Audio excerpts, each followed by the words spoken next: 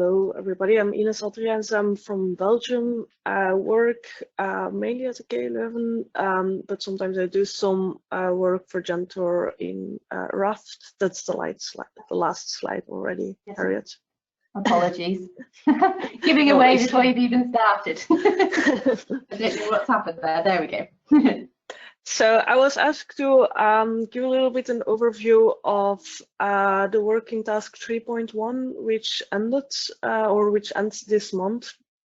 So it's not all my work that I present today, but and it's also not all the work that is done at all, but I do my best. So I can proceed. So what is it about? It was about novel proxies for resilience and efficiency from available at market technologies, and novel proxies meaning that we can use at market data, so data that is already available on farms for precision phenotyping and for decision support purposes. And that creates added value and a higher return of investment when a farmer would invest in sensors. But of course, what do we need for that is an other interpretation of the time series data through mainly targeted data processing. Yep. So my presentation consists of three main parts. I will just go over very fastly over the definitions again. Then I will talk a little bit on the sensor features and then how we use these sensor features for prediction of resilience and efficiency. So the first part is on the definitions. Yes. Yep. And why do we want to use, or why is it important to really define what we're talking about, is to calculate scores as a measure of the gold standard for resilience and efficiency that can be used for rankings within farm or for indices and so on. And yes, for efficiency, that we agreed on using the dry matter intake expressed in kilogram per lactation over the milk yield output. And then for resilience, yes, it was decided to use the ability of the cows to recalve. So it's linked to longevity, mainly determined by the number of calvings, but to discriminate between calvings that could exit the herd within the same parity, we also accounted for good fertility, good health, and good production. And that resulted in the following equation on the next slide, which I will not go into detail about, but what you need to remain for this is that we attributed weights to each of the different elements of the equation, and each of these elements could be for resilience and actually were available on the on-farm data. Yes, and that. Harriet? Yeah, that resulted in a lifetime resilience ranking within farm, and really the main goal was, as you can see in the upper right figure, that the higher the last lactation number, so the higher the last parity in which a cow would exit the herd, would be associated with a higher lifetime resilience score. And so, as I said, each partner within task 3.1 could individually determine their weights of the equation, and these weights or these final equations were then cross-validated using individual partners' data. And what we found was that there was a high correlation between the rankings and that the actual weights, as long as the weight for parity was taken as the highest, was less important. And that's also not a problem, or that's okay, because what we really want to do is discriminate between high and low resilience animals, because that would of course change the behavior of the farmer towards these animals. Okay. So that brings us to the second part on sensor features. Yes. And the goal of using or defining these sensor features is to use them as proxies for resilience and efficiency. So that means that we need sensors and time series that can be meaningful, so such as body weight or activity, milk yield, and so on. And from these high frequency sensor time series data, we needed to derive proxies. And we decided to go for two different types of proxies, type A and type B, and we'll give some examples. Yes. Yep, all right. So the type A are the curve parameters.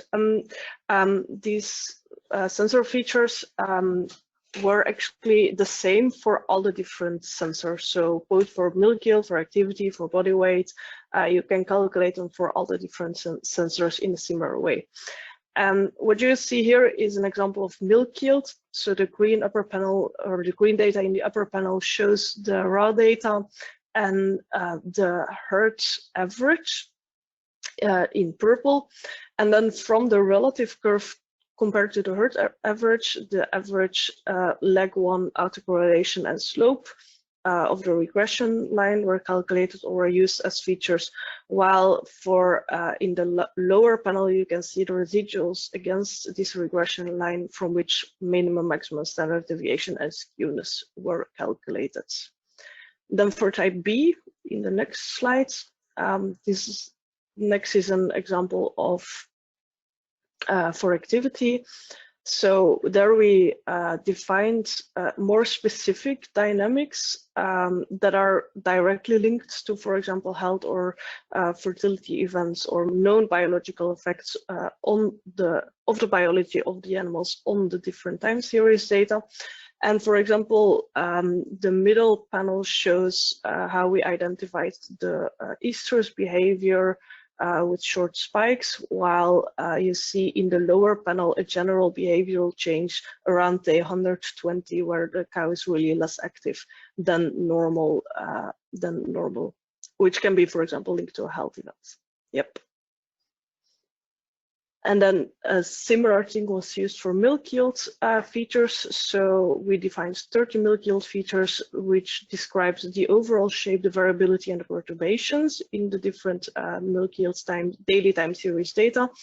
And here you see that the overall shape, we used a kind of theoretical lactation model from which we could characterize the residuals as the different perturbations, and we looked, for example, into the development and recovery phase to see how the cows could react on the different health events.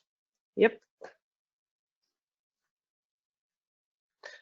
So how do we want to use these sensor features? We want to use them as proxies for resilience and efficiency, or for precision phenotyping, for ranking and indexing using on-farm data, but also can be used for management support, for example, to see which cows can be submitted to sex semen programs, or had to be culled, or are or aren't better treated in the current lactation.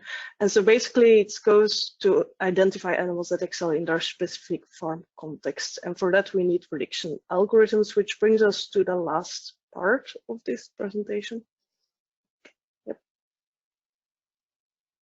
So this last part, I just give the results in two examples. So this is the Dutch data.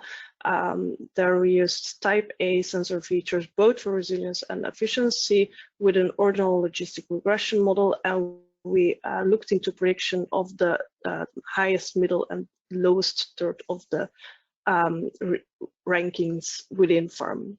Yep, you can click.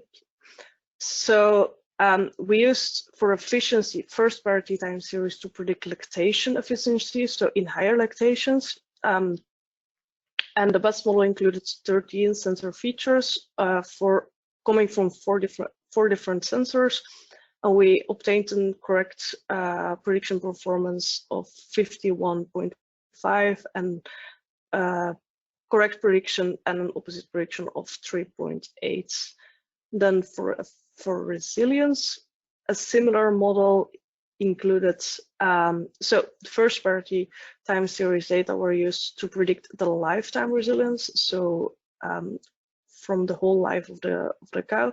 And there, the best model included 6 sensor features, also for the 4 sensors, which had a little bit lower compared to efficiency, prediction performance of 45, and opposites prediction of 6.9. So it means that high resilient cows are predicted in the low category and vice versa. We also tested single sensor models for this, and here for resilience we found that singles or multiple sensor models did not outperform the single sensor models. Okay. And then for type B sensor features, there was a data set available of 27 farms for which the daily milk yield and 10 farms for which both daily milk yield and activity was available.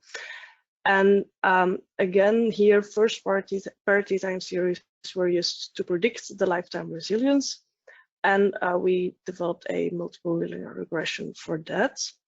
And then within each farm individually, using only milk yield features, the best models included 2 to 12 sensor features with a similar prediction performance, but very different across farms, of about 46% correct prediction. While if we use both milk yield and activity features, the best models included 2 to 24 sensor features, and the prediction performance increased to 55.7 and opposite prediction of 2.3 on average over all different farms. So that brings us to the conclusion. I really want to give credits to the whole T3.1 consortium. I think it was a nice collaboration, and the main challenge really lied in data accessibility and quality. To see just on-farm data, gathering them together and pre-processing quite challenging. And for efficiency, that is also true for the correct estimation of dry matter intake, which requires feed intake sensors. So both, I think for both, we can say that there is a promising possibility in predicting efficiency and resilience using at-market technologies. But for resilience, we have to highlight that predictions models really differ across farms, and that might be due to different management differences and time season effects and so on. So thank you very much. Wonderful, thank you, Ines.